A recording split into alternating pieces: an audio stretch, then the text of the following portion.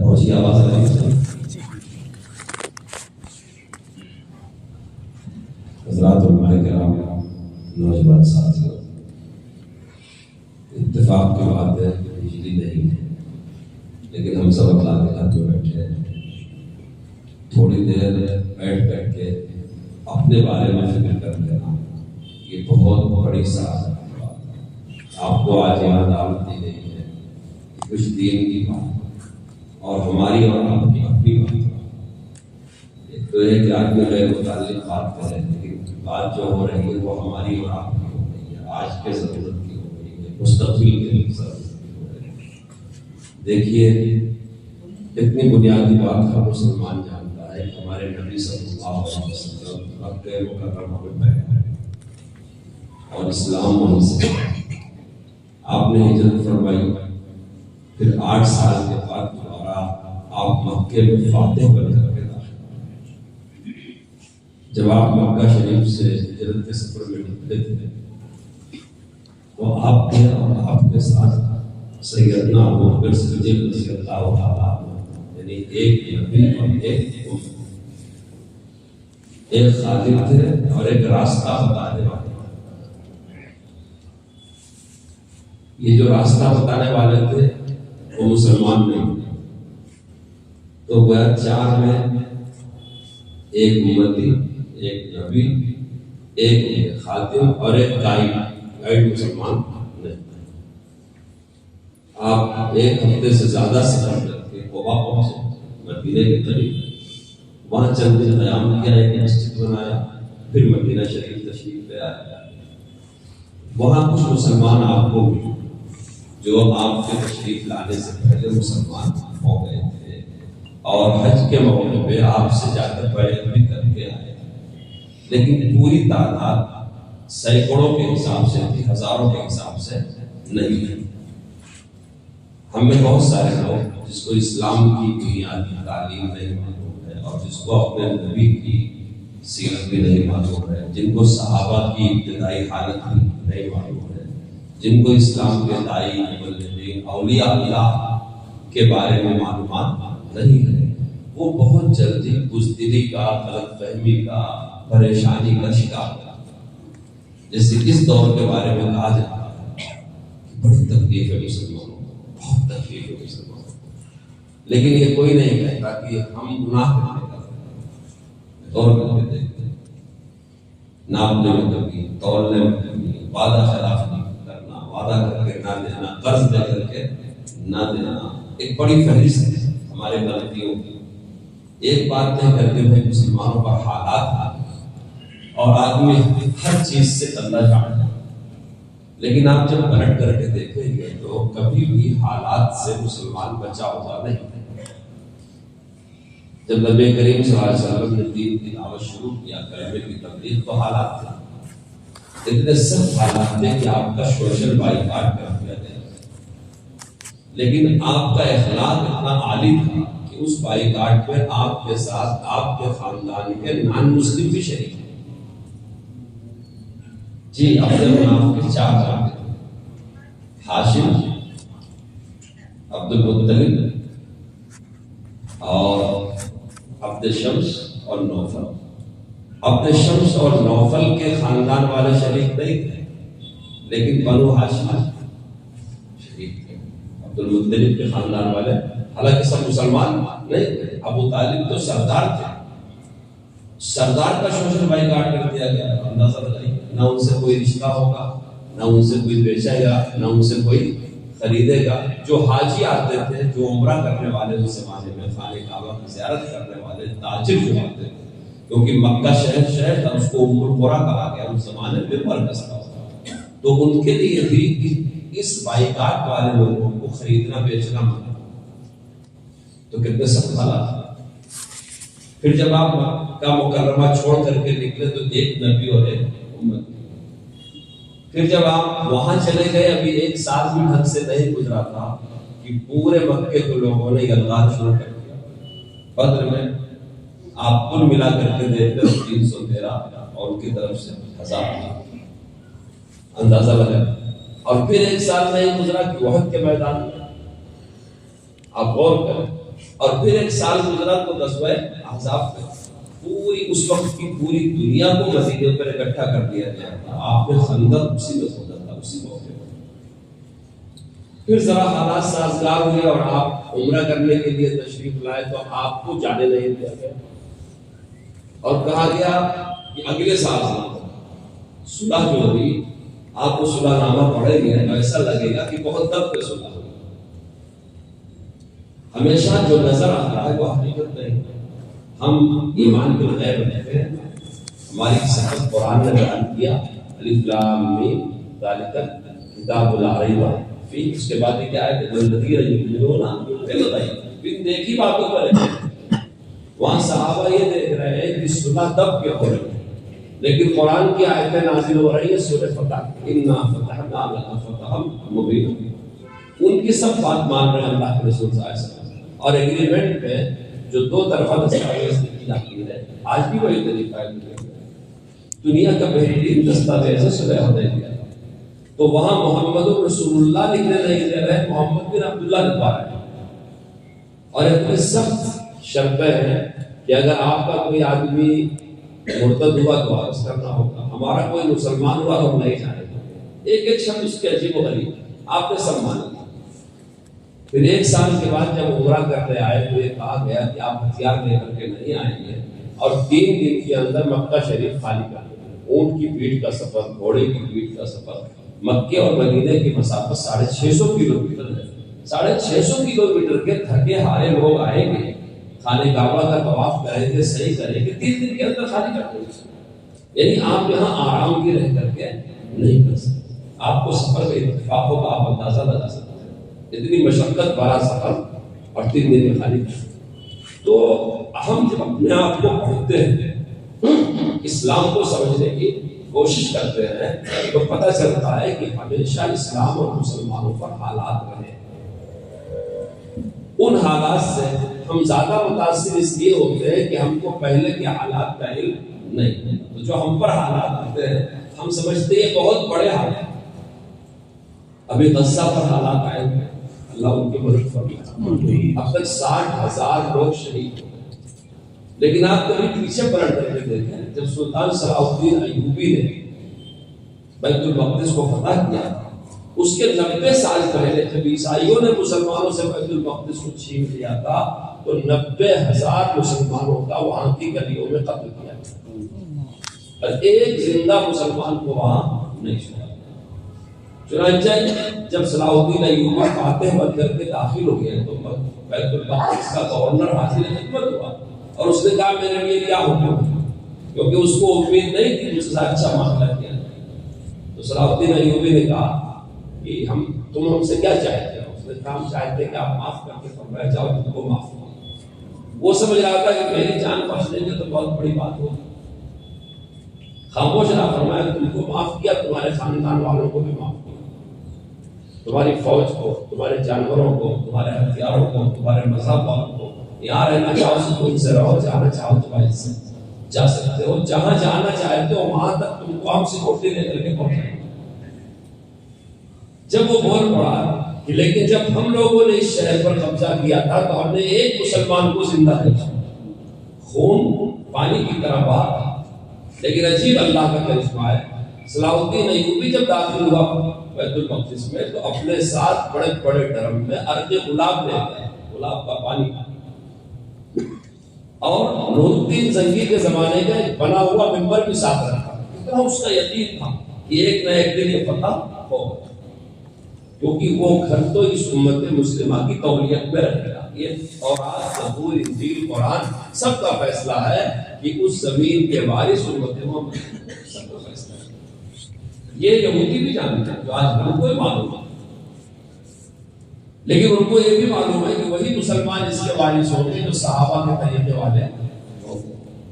صلاح الدین ایوبی نے مسجد اقصی بیت المقدس پر حملہ سے پہلے مصر کے لوگوں کو توبہ کروائی. یا لوگوں اپنے گناہوں سے توبہ کرو، کم نہ ناپا کرو، شراب نہ پیا کرو، وعدہ خلافی نہ کیا کرو۔ مسلمانوں کے شکست کے، ہار جانے کے، پیچھے پڑنے کے اسباب یہ کبھی نہیں رہے ہیں کہ ان کے پاس ہتھیار نہ ہو نہ، ہاں یہ ضرور رہا ہے کہ ان کے اندر سے اخلاق خراب ہوا، اس لیے ہمارا اخلاق ہمارے ہتھیار سے بڑا ہماری پناہ، ہتھیار سے بڑا ہماری پناہ اور ہمارا سہارا ہے۔ اس امت کی کامیابی دین کے ساتھ ہے، دین اصل ہے، دنیا اس کا ساتھ ہے۔ چونکہ دنیا دارالاسباب ہے، اسباب کے درجے میں مد مقابل کے لیے جو اسباب بھی آپ اکٹھا کر سکتے ہیں، قانون، ضابطے، شریعت کے دائرے میں تیاری کریں، لیکن سب سے بڑی تیاری ایک مسلمان کی کیا ہے کہ نبی پاک صلی اللہ علیہ وسلم علیہ السلام جو سلطان صلاح الدین ایوبی ہے جس کا دارالسلطنت مصر تھا، اس نے لوگوں سے توبہ کروائی، لوگوں نے سارے گناہوں سے توبہ کی۔ اس وقت کے حالات لکھے ہوئے ہیں کہ جب مصر کے لوگوں نے اور عام مسلمانوں نے توبہ کیا تو دور دور تک کوئی فاسق نظر نہیں آتی، مسجدیں بھری رہتی تھی، لوگوں کے چہروں پر داڑیاں، اچھے اخلاق، شراب کھانے بند ہو گئے، گناہ کیا کہ ختم ہو گئے۔ اب وہ نکلا ہے فتح اور بڑی لمبی تاریخ ہے۔ ایک ساتھ اس نے 6 عیسائی بادشاہوں کو ہتین کے مقام پہ شکست دیا تھا، پھر بیت المقدس میں داخل ہوا تھا۔ تو اتنا یقین تھا کہ میرے ہاتھ آئے گا، کیونکہ قرآن کہتا ہے تم اس کے وارث ہو، اتنا یقین ہے۔ جیسے آج بہت سارے لوگ تو کبھی خبریں پڑھتے ہیں غزہ میں یہ ہو گیا تو ان کے پیر گر جاتے ہیں، لیکن جن کے ساتھ ہو رہا ہے ان کے عزم و ارادے میں کوئی فرق نہیں۔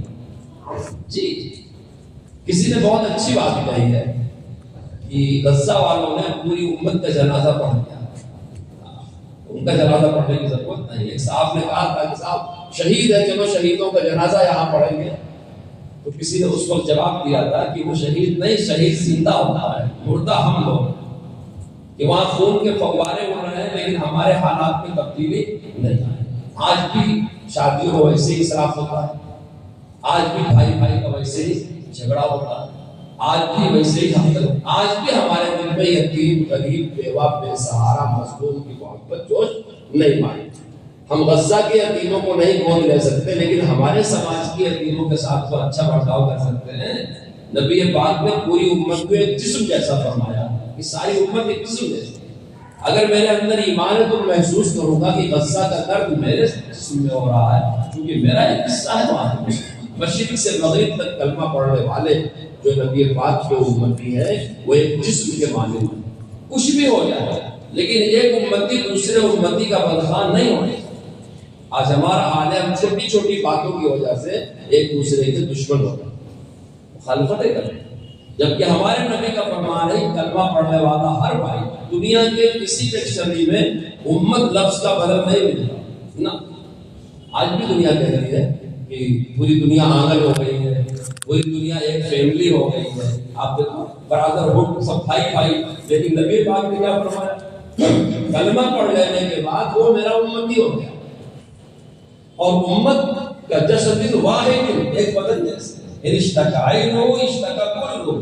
اگر اس کے ایک حصے میں درد ہے تو پورے بدن اس درد کو محسوس کرے گا۔ تو اصل مسئلہ یقین کا، صلاح الدین کو اتنا یقین تھا اس بات پر کہ حالات درست ہو گئے ہیں اور یہ میرے ہاتھ آئے گا ملک، کہ وہ اپنے ساتھ منبر لے کر کے چلتے تھے اور عرق گلاب لے کے چلتے تھے۔ جب صلاح الدین ایوبی داخل ہوئے ہیں مسجد اقصی میں، بیت المقدس میں، تو وہاں کی گلیوں کو گلاب کے پانی سے دھلوایا۔ کتنا فرق ہے! جب عیسائی ظالم داخل ہوئے تھے تو ایک مسلمان کو زندہ نہیں چھوڑا تھا اور خون بہا تھا، اور جب مسلمان فاتح داخل ہو رہا ہے تو عرق گلاب اسی گلیوں کو دھلوا رہا ہے۔ اور وہی منبر مسجد اقصی کی سیل میں بچھایا گیا، اس پہ کھڑے ہو کے صلاح الدین ایوبی نے عام معافی کا اعلان۔ دشمنوں کو امید نہیں تھی کہ ہمارے اندر انتقام کا جذبہ اگر ہے تو سمجھ لو کہیں نہ کہیں ایمان میں کمزور۔ ہمارے نبی نے انتقام تو نہیں کیا، ہم تو سب کی ہدایت کے خواہش نہیں ہے، ہر آدمی نیک بن جائے، ایک بن جائے، اچھا بن جائے، اللہ کا نیک بندہ بن جائے۔ ہم انتقام لے کے کسی کو مار کے کسی کو جہنم میں بھیج کر کے مطمئن نہیں ہوتے۔ اللہ کے نبی دنیا میں تشریف لائے تھے ہدایت پھیلانے کے لیے، جنت آباد کرنے کے لیے، جہنم بھرنے کے لیے نہیں آئے۔ اس منبر پہ کھڑے ہو کے اس نے اعلان کیا کہ میں سب کو معاف کرتا ہوں. ابھی 100 سال بھی نہیں گزرا تو کسی نے ٹوک دیا، کہا کہ آپ کہہ رہے ہیں ہاں میں اس لیے معاف کرتا ہوں، میرا نام صلاح الدین ہے اور میں کلمہ پڑھتا ہوں لا الہ الا اللہ محمد رسول اللہ. میرے آقا و مولا محمد رسول اللہ نے اپنے دشمنوں کو معاف کیا تو میں معاف کرتا ہوں. اس لیے میرے دوستو چونکہ اس وقت دینیات کی معلومات کم ہے، اس لیے ذرا سے حالات آئے تو لوگ سمجھتے ہیں ایسا کبھی نہیں ہوا، ایسا کبھی نہیں ہوا. میں آپ کو بہت بنیادی باتیں بتا رہا ہوں. نبی پاک صلی اللہ علیہ وسلم نے ہجرت کیا تو ایک امتی اور ایک نبی تھے بس. اس کے بعد لگاتار سالانہ جنگیں ہوئی، صحابہ شہید ہوئے، مدینے میں بہت ساری بیوہ عورتیں تھی. اب اندازہ لگا انصار بیچارے کھیتی باڑی کیا کرتے تھے. تبوک کی جنگ اور سفر تبوک کا عین ایسے موقع کو ہوا ہے کہ مئی کا مہینہ تھا اور کھجور پکے ہوئے تھے، لیکن اللہ کے رسول نے کہا چلنا ہے تو صحابہ کھجور کا باغ چھوڑ دیتے. کیوں؟ اس لیے کہتے ہیں نفع نقصان کا مالک وہ جانتے ہیں. روزی ہم یہ سمجھتے ہیں زمین سے پیدا ہوتی ہے، دکان سے پیدا ہوتی ہے. قرآن کہتا ہے السماء رزقکم وما توعدون، تمہاری روزی تو آسمانوں سے نازل ہوتی ہے. اگر اللہ چاہے گا تو دکان بھری رہے گی لیکن مالک پاکے سے بڑھ جائے گا. اور آئے دن ایسا ہوتا ہے، یہ نوکریاں، یہ دکان، یہ مکان اللہ چاہے گا کبھی فائدہ پہنچ جائے گی، نہیں چاہے گا نہیں پہنچے. کبھی آپ اندازہ لگاؤ باپ کتنی مشقت سے دکان مکان بناتا ہے اور اس کے انتقال کے بعد بچے بٹوارا کرنے میں جب لڑتے ہیں تو وہ مال باطل کے ساتھ کھلاتے ہیں، لٹایا جاتا ہے. اندازہ لگاؤ اپنے باپ کے ہاتھ کی بنائی ہوئی دولت بھی اگر بچہ دیندار ہے تو قدر سے باقی رکھے گا، اور اگر وہ دیندار نہیں ہے تو مرنے والا قبر میں جائے گا. یہ اولاد اس کے لیے عذاب جاریہ بنے گی اور اس کی زندگی بھر کی کمائی. جس کے لیے نمازیں چھوڑا تھا، گناہ کیا تھا، وعدے توڑا تھا، دل دکھایا تھا، غصب کیا تھا، عقل بھی کیا تھا، نقصان پہنچایا تھا، پتہ نہیں کتنے گناہ کر کے مال اکٹھا کیا تھا، اس کے مرنے کے بعد یہ بچے بانٹیں گے اور عذاب جاریہ بنے گے. اس لیے ہم کو یقین پختہ رکھنا چاہیے. یہ حالات کچھ پریشان کیوں نہیں، مگر مایوس نہیں. زندہ قوموں پر ہی حالات آتے ہیں.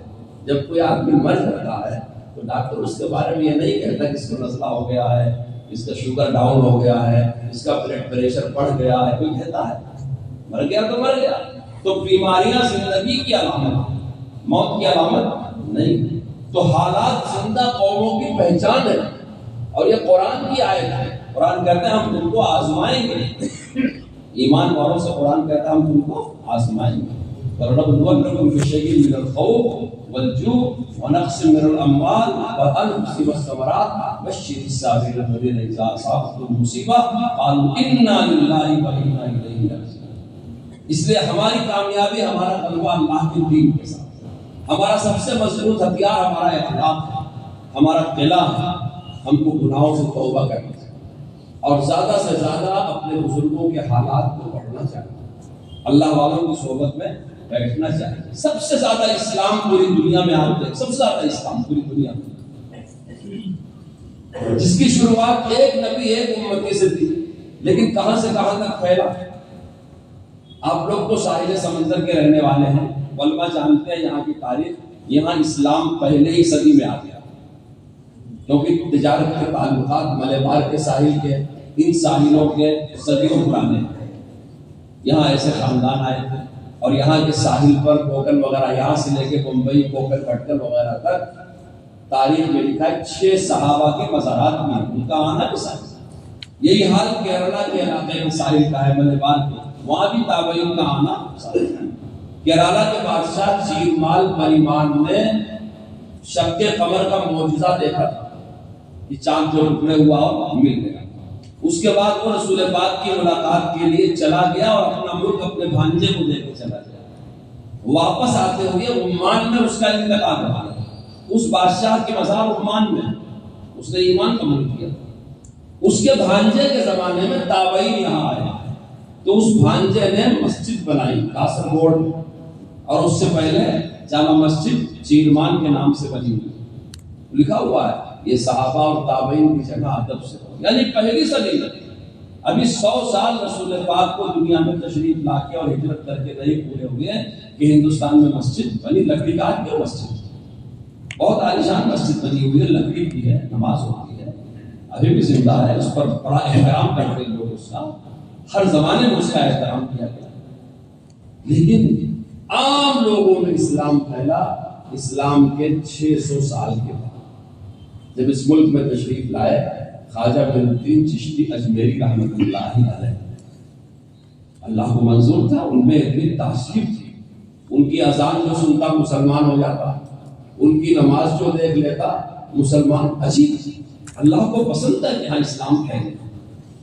اس سے پہلے محمود غزنوی بھی اس ملک میں آئے تھے، کئی بار آئے تھے. ایک مرتبہ آتے آتے انہوں نے ابو الحسن خلقانی سے ملاقات کیا.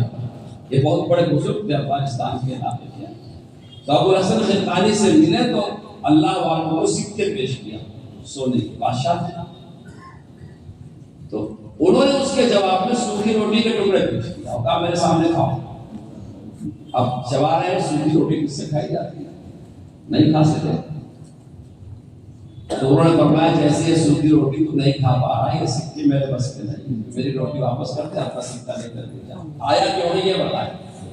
جی حضور ہندوستان جا رہا ہوں اور ایسے ایسے عزائم ہیں، آپ اللہ والے ہیں، آپ سے دعا کرانے آئے. حضرت نے دعا دے دیا اور اپنا ایک قمیص نکال کر کے دیا کہ اپنے ساتھ رکھا، کبھی جب مصیبت آئے گی اسے استعمال کرا دینا. ان کی تاریخ بڑی لمبی ہے. آئے ایک بار مصیبت میں پھنسے، پوری طرح ہندوستان پہ بکھر گئے. شکست قریب تھی، حالت خراب تھی، فوج کمزور ہو چکی تھی. تو یاد آیا کہ ابو الحسن خلقانی رحمۃ اللہ علیہ کا میرے پاس کپڑا ہے.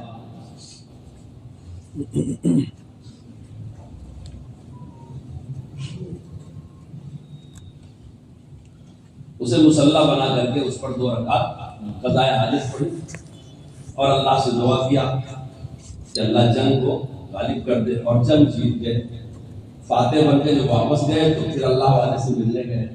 اور یہ ساری کارکردگی سنائی. حضرت پڑھا آپ کا خطہ بڑا کام آیا، آپ کی دعائیں بڑی کام آئی، آپ کی یہ بڑی کام آئی. اور پوری کہانی سنائی کہ میں اتنے نرغے میں پھنس گیا تھا اور فوج کے بھی قدم اکھڑ رہے تھے اور میں بھی سمجھ رہا تھا کہ اب یا تو گرفتار ہوں گا یا تو مارا جاؤں گا. لیکن پھر میں نے آپ کا دیا ہوا کپڑا، نماز پڑھا، قضاء حاجت کی اور دعا کیا اور میں جیت گیا. حضرت فرمایا تم نے کیا دعا کیا؟ تو دیکھو بزرگوں اور بادشاہوں کے نیتوں کا فرق. تو محمود غزنوی نے کہا کہ میں نے دعا کیا کہ اللہ مجھے جنگ جتا دے. کہنے لگے تیری سوچ چھوٹی ہے، اگر تو یہ دعا اس وقت مانگتا کہ اس خطے کو ایمان سے نواز دے تو میں قسم کھاتا ہوں کوئی کافر نہیں رہ سکتا. سب کو ایمان کی توفیق. تمہاری سوچ چھوٹی ہے. اس لیے یاد رکھو ہمارے ملک میں اسلام بادشاہوں کے ذریعے نہیں آیا، نہ اولیاء اللہ کے ذریعے. خواجہ معین الدین چشتی اجمیری رحمۃ اللہ علیہ کے پیر و مرشد کا نام تھا حضرت عثمان ہارون. 10 سال حضرت نے ان کی خدمت کیا اور 10 سال کے بعد حج کے بعد مکہ مکرمہ میں ان کے پیر نے ان کے بارے میں فیصلہ کیا کہ تم کو ہندوستان جانا ہے. تو جو دوسرے پیر بھائی تھے خانقاہ کے، کہا بھائی حضرت تم کو کہاں بھیج رہے ہیں؟ کہا حضرت بھیج رہے ہیں ہند، جاؤ. تو لکھا ہوا ہے فارسی میں کہ ساتھیوں نے کہا کہ آجا ظلمت کفرست گفتن، کہ میرے ساتھیوں نے کہا کہ وہ تو بہت بڑا کفر کا اڈا ہے، تاریکی تاریکی ہے، سیاہی سیاہی ہے، وہاں تم جا کے کیا کرو؟ تو دوسرے دوستوں نے کہا بظلمت رو بجستجوی آب حیوانی، کہ اسی اندھیرے سمندر میں جاؤ اگر آب حیات تلاش کرنا. تو بعض ساتھیوں نے کہا کہ حضرت سے جا کر کے انکار کر دو کہ میرے بس کا نہیں ہے. یاد رکھو جب اللہ والے کوئی کام کہے تو ماننا چاہیے، خود رائی نہیں کریں. آج کل لوگ مصافحہ کرتے ہیں، ہاتھ چھوٹتے ہیں، معانقہ کرتے ہیں، لیکن بات نہیں مانتے. جب ان سے کہا جاتا ہے، میں آج کل ایک اپیل کرنا چاہتا ہوں، بھائی غزہ کا خون کیسا لگ رہا ہے؟ درد ہے کہ نہیں؟ اللہ کے واسطے اسراف چھوڑو، فضول خرچی چھوڑو، لڑائیاں ختم کرو، بھائی بھائی کی طرح. اتنا تو ہمارے اختیار میں. غزہ کی اس جنگ کے اور غزہ میں ہونے والے مسلمانوں پر اس ظلم کے بعد ایک مضبوط ارادہ کرو کہ اب اسراف نہیں کریں گے، شادی میں بیاہ میں نہیں فضول خرچی کریں گے، اب سے کفایت اور قناعت پر آئے گا اور اپنا پیسہ بچا کر کے مسلمانوں کی تعلیم تربیت دین پر خرچہ کریں گے، ہو جاتا بھائی بھائی سے لڑیں گے نہیں، سب سے لیکن لوگ مانتے نہیں، تو لوگوں نے کہا جا کے حضرت سے انکار کر دو، ظاہر بات ہے ہمارا جیسا زمانہ تھا نہیں، ایسے پیر کے سامنے جا کے انکار کریں، گئے رخصتی کا مسافہ کرنے، مکہ مکرمہ کا ماحول، حرم کا ماحول، اور رخصت ہو کر کے آنا ہے ہندوستان۔ یہاں پہلے سے شیخ علی ہجویری موجود تھے، اور یہ حالات جو میں سنا رہا ہوں تو محمود غزنوی کے 200 سال بعد حضرت تشریف لائے۔ محمود غزنوی 4 صدی ہجری کے ہیں، اور حضرت کا یہاں آنا ہوا 6 صدی ہجری 5ویں کے بعد۔ تو اپنے پیر سے ملنے گئے تو پیر نے فرمایا بیچتے ہوئے سورہ ولایت ہند دادا۔ ولایت کا مطلب کیا ہے؟ بادشاہ۔ دو مطلب، ولایت مانے ولایت کی، ولایت مانے بادشاہ۔ وہ کا دن ہے اور آج کا دن ہے، حقیقت میں ہندوستان میں بادشاہ انہیں کی تھی۔ آپ کو پتا ہے ہر سال جب 6 رجب کو ان کا عرس ہوتا ہے تو دلی کے صدر جمہوریہ کی کرسی پہ کوئی بیٹھا ہو، پرائم منسٹر کی کرسی پہ کوئی بیٹھا ہو، بڑی بڑی حکومت کی کرسیوں پہ کوئی بیٹھا ہو، سب ان سے اظہار عقیدت کرنا فرض سمجھتے ہیں۔ اس کے لیے ہم تم کوئی تحریک نہیں چلا رہے ہیں نا، ان کے دلوں میں ایسا اللہ والوں کا جب تشریف لائے تو ان کی اذان، ان کی نماز، ان کا اخلاق، ان کا اٹھنا بیٹھنا دیکھ کے ایک سفر دلی تک ہوا تھا ان کا، اجمیر سے دلی، اور جنگل کی آگ کی طرح خبر پھیل گئی کہ اجمیر کا سادھو دلی جا رہا ہے، چلو درشن کر کے آ جائیں۔ جس نے درشن کیا کلمہ پڑھ لیا۔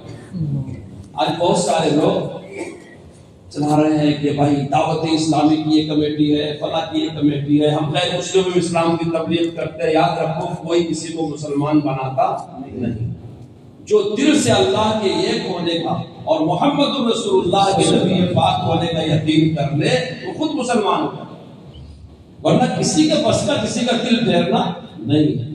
آج جو لوگ کسی کو مسلمان بنا رہے ہیں ان کا حال ہے کہ ایک آدمی مسلمان ہوتا ہے تو 5 آدمی مقدمہ کر لیتے ہیں۔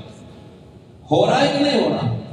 لیکن ہمارے بزرگوں کا طریقہ یہ تھا کہ جو مسلمان ہو جاتا ان کو دیکھ کے وہ تو ہو جاتا، جو نہیں ہوتا وہ معتقد ضرور ہو جاتا۔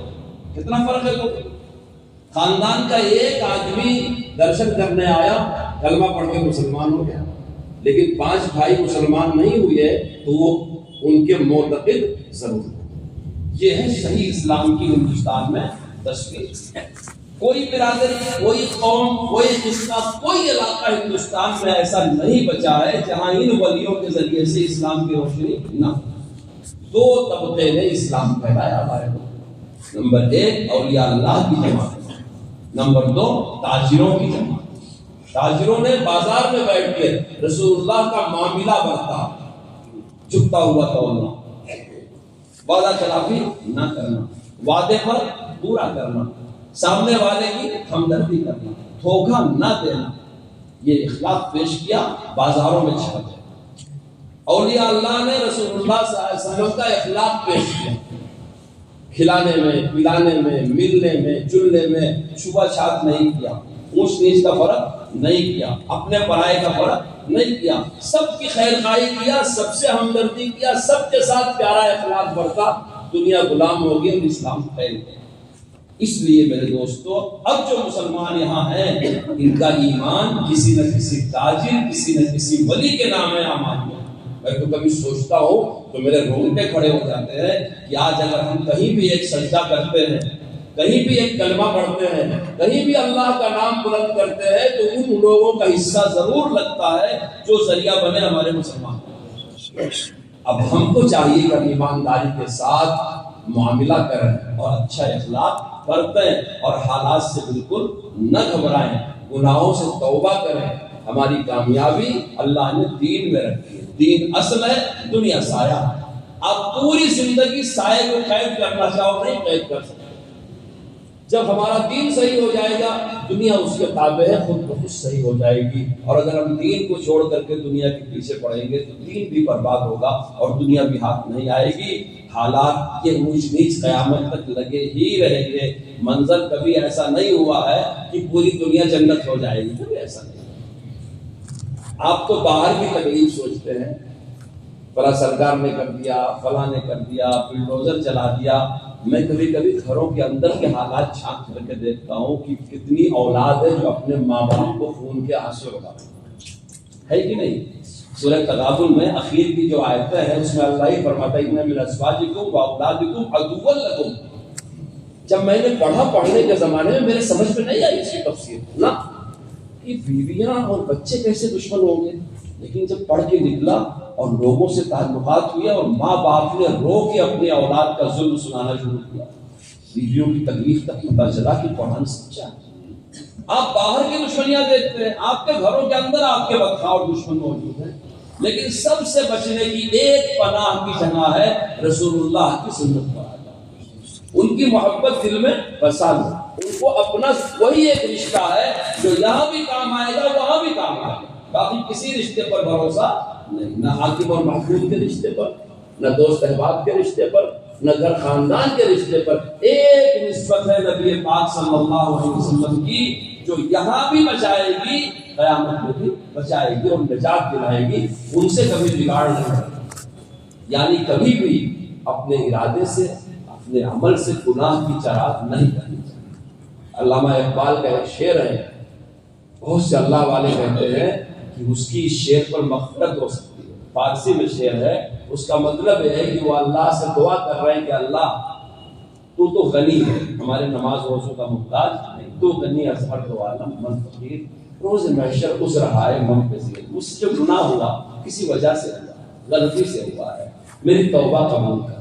لیکن اے اللہ اگر تو میری توبہ قبول نہیں کرتا تو اتنا احسان کر دے کہ میرے گناہ میرے نبی کی آنکھوں کے سامنے نہ آئے، کیونکہ میں اتنے بڑے محسن کا سامنا اتنے جرم کے ساتھ کیسے کروں جو ہمارے لیے ہویا، جو رحمت للعالمین کے لیے آیا، جس نے ہمارے لیے دنیا آخرت کی ساری چیز فراہم کیا.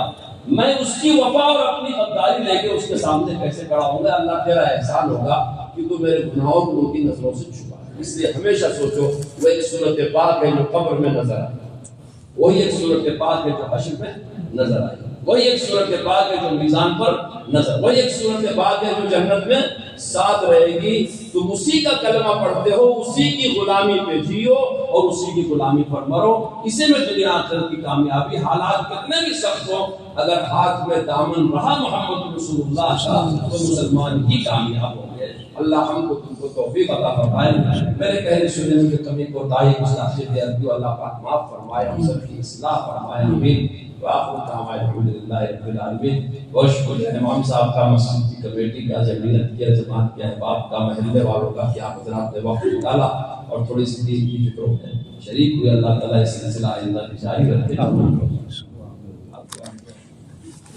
اللهم صل على سيدنا محمد صلاة تنجينا بها من جميع الأهوال وتقضي لنا بها جميع الحاجات وتطهرنا بها من جميع السيئات وترفعنا بها عندك أعلى الدرجات وتبلغنا بها أقصى الغايات من جميع خيراتك يا حبيب بعد الممات إنك على كل شيء قدير. يا الله اس میں بیٹھ کر قبول فرما. آمین. پہلے سن لو قبول فرما. آمین. عمل کی توفیق عطا فرما. آمین. پورے عالم میں امن و امان قائم فرما.